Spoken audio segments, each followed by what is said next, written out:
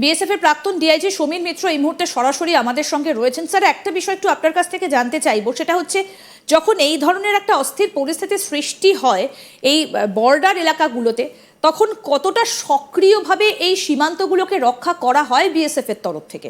আপনার অভিজ্ঞতা তো রয়েছে, আমাদের সঙ্গে যদি একটু শেয়ার করেন।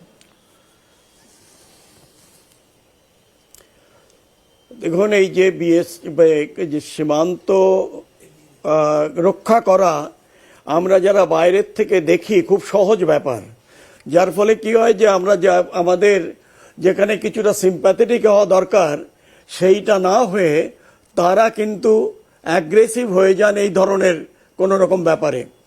আজকে এই যে বার্বড ওয়্যার ফেন্সিং কনসেপ্টটা, এটা আমি যখন আসামে ছিলাম এবং শ্রী প্রফুল্ল মহান্ত যখন চিফ মিনিস্টার হলেন, তিনি চিফ মিনিস্টার হওয়ার ওথ নেওয়ার পরেই তিনি 11 জন মন্ত্রী নিয়ে আমার বিওপিতে এসেছিলেন সোনাহাট বলে।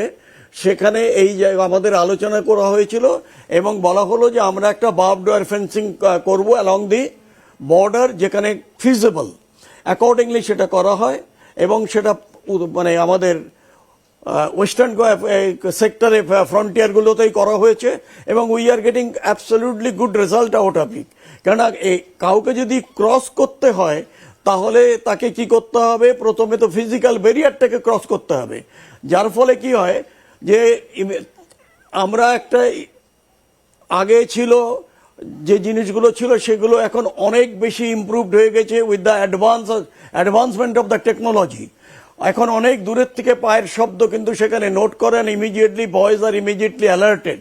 সুতরাং এটা কিন্তু যদি ওয়েস্টে হতে থাকে তাহলে কেন্দ্র কেন ইস্টে করছেন না?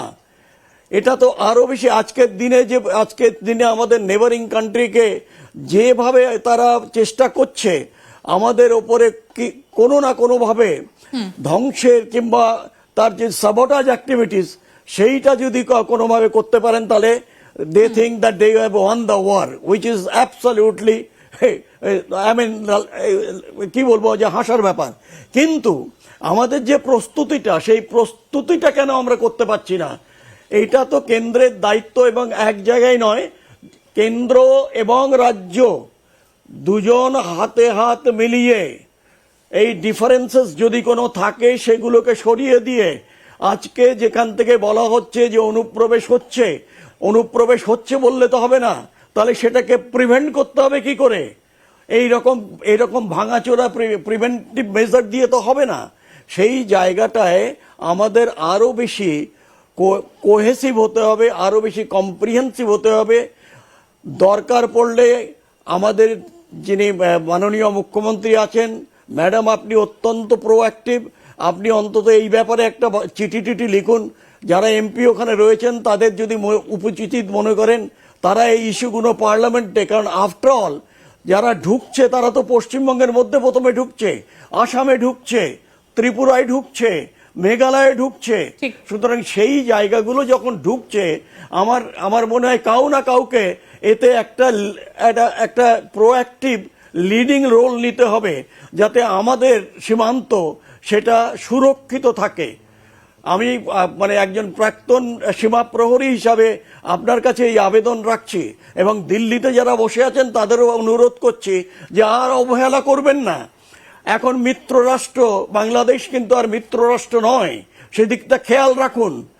আর সেই মিত্ররাষ্ট্র যখন ধীরে ধীরে শত্রু রাষ্ট্রের দিকে এগিয়ে যাচ্ছে, আমার মনে হয় যে এখন এর পরে হলে হয়তো আরো দেরি হয়ে যাবে। আর যদি বিএসএফ লোককে ঢোকায়, আবার বলছি, যদি কোনো রকম এভিডেন্স থাকে সেটা শেয়ার করা হোক, এনকোয়ারি করা হোক, কেননা BSF will not tolerate any kind of activities from anybody যারা বিএসএফ এর উর্দি পড়ে আছে, which goes against the nation. ঠিক। এই যে বিভিন্ন সময় আমরা দেখতে পাচ্ছি এই মুহূর্তে দাঁড়িয়ে গত কয়েক মাসে এই অশান্ত পরিস্থিতির মধ্যে প্রচুর অনুপ্রবেশকারী ধরা পড়েছে এবং আরো 2-4 জনকে চিহ্নিত করা গিয়েছে যারা স্লিপার সেল হিসেবে কাজ করতো, অর্থাৎ সরাসরি জঙ্গি সংগঠনের সঙ্গে যুক্ত। আপনার তো প্রচুর অভিজ্ঞতা রয়েছে, এই স্লিপার সেল বা স্লিপার সেলের সদস্য এগুলোকে কিভাবে চেনা যায় প্রাথমিকভাবে? না, স্লিপার সেল মানে হচ্ছে তারা কিন্তু ঘুমোচ্ছে না। এই শব্দের মধ্যে দিয়ে আমরা যাব না।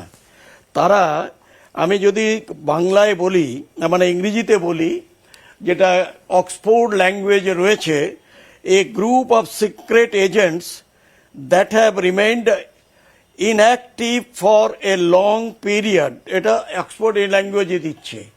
কিন্তু ওর এই যে ডেফিনিশনটা ওরা এই যে এটা লিখেছেন সেটা হয়তো অন্য জায়গায়, কিন্তু আমাদের এখানে এটা মনে হয় অতটা প্রযোজ্য নয়, কারণ আমাদের বর্ডার অনেক বেশি অ্যাক্টিভ এবং আমাদের যারা এখানে স্লিপার সেলে আছে তারা হচ্ছে হোয়াইট কলার টেররিস্ট। কারণটা হচ্ছে স্লিপার সেল মানেটা কি, যে প্রত্যেকটা জিনিস কোনো একটা অপারেশনে যেতে গেলে প্রত্যেকটা যা যা দরকার, যদি হাতিয়ার দরকার হয়, যদি কোনো এক্সপ্লোসিভ দরকার হয়, যদি কোনো স্মল আর্মস ওয়েপন দরকার হয়, এইগুলো জিনিসগুলো যে জায়গাটা একদম তৈরি করে যাতে কোনো রকমভাবে দেরি না হয় সেই জায়গাটায় ওরা তৈরি রাখে এবং সেটাকে তাদের একটা পরিচিত জায়গায় যেখানে এয়ারমার্ক করে রাখবে, যেখানে কোথায় কোথায় কি ধরনের হাতিয়ার কিংবা এক্সপ্লোসিভ তারা একত্রিত করেছেন। আপনি যদি দেখেন যে কয়েকদিন আগে কোকড়াঝড়ে কিছু হাতিয়ার, বোধহয় 4টে ওয়েপন এবং 34 রাউন্ড গোলা পাওয়া যায়, সেটা এই মাটির তলার থেকে খুঁড়ে বের করা হয়েছে। এইটা কাশ্মীরেও ঠিক একই জিনিস। এটা কি হয় যে এখানকার যারা আছে তারা এখান থেকে যাই এই যে হাতিয়ারগুলো, অ্যামুনিশনগুলো, এক্সপ্লোসিভগুলো আলাদা আলাদা করে প্যাক করে রাখে এবং প্লাস্টিকের ঢাকনা দিয়ে, যাতে করে বৃষ্টির মধ্যে কোনো রকম না হয় এবং একটি প্রমিনেন্ট একটা ল্যান্ডমার্ক থাকে কাছাকাছি, যাতে করে, যেমন পাকিস্তানের কথা বলছি আমি, which is difficult to cross, এই পার্টিকুলার সময়ে তারা যাতে এসে তাদের নিয়ে গাইডে যেয়ে তাদের ইকুইপ করে দিয়ে তাদের দিল যে এরা হচ্ছে স্লিপার সেল, যারা খালি নিজেদের অ্যাক্টিভ রাখে নয়, প্রয়োজনে যারা ওপার থেকে আসছে তাদেরও কিন্তু গাইড করছে এবং তাদের থাকার জায়গা, তাদের খাওয়ার জায়গা, এসব কিছু রয়েছে। যার ফলে আজকে শোনা যাচ্ছে যে মুর্শিদাবাদের ওখানে অল অ্যারাউন্ড মুর্শিদাবাদ 40টা নাকি স্লিপার সেল আছে। আমি জানি না, এটা একটা রিপোর্টে বেরিয়েছে। আর এদিকে যেটা রয়েছে যে আর একটা যে খারিজে আমাদের বিভিন্ন ধরনের মাদ্রাসা আছে যেখানে বাচ্চারা, ছেলে মেয়েরা পড়ে। একটা হচ্ছে রেজিস্টার্ড আর একটা হচ্ছে খারিজা, যার কোনো রেজিস্ট্রেশন নেই। সুতরাং সেই খারিজা যে মাদ্রাসা, আমার মনে হয় সেগুলো আন্ডার সার্ভেলেন্স করা দরকার, যে সেখানে এক্স্যাক্টলি কি কাজ হচ্ছে। আজকে আমরা যদি বলি ঠিক আছে বিএসএফ ইয়ে করে দিল, আপনাদের কথা মতো তাদের ঢুকিয়ে দিল,